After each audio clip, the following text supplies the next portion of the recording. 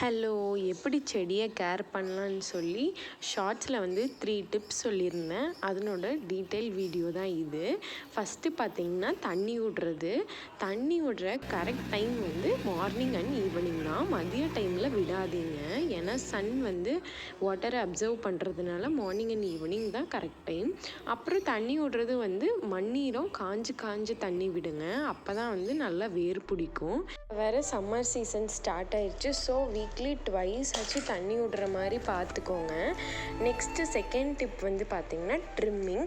செடியை கட் பண்ணி விட்டுறணும். பூ சீசன் முடிஞ்சிருச்சுன்னா ஃபுல்லாக கட் பண்ணி விட்டுருங்க. மறுபடியும் அது தளைஞ்சால் தான் நிறைய மொக்கு வைக்கும்.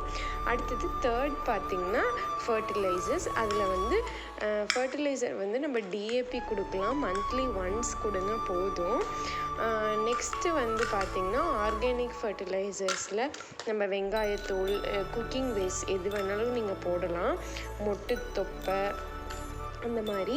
நெக்ஸ்ட்டு பார்த்திங்கன்னா கவுடங்க், மாட்டு சாணம், ஆட்டு புழக்கை அந்த மாதிரி ஏதாச்சும் குப்பை இருந்தாலும் நீங்கள் யூஸ் பண்ணுங்கள். அதுவும் நல்ல ரிசல்ட் கொடுக்கும் நம்மளுக்கு.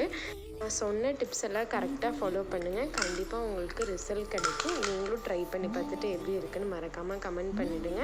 அப்படியே நம்ம சேனலை சப்ஸ்கிரைப் பண்ணிட்டு லைக் அண்ட் ஷேர் பண்ணிவிடுங்க. தேங்க்யூ.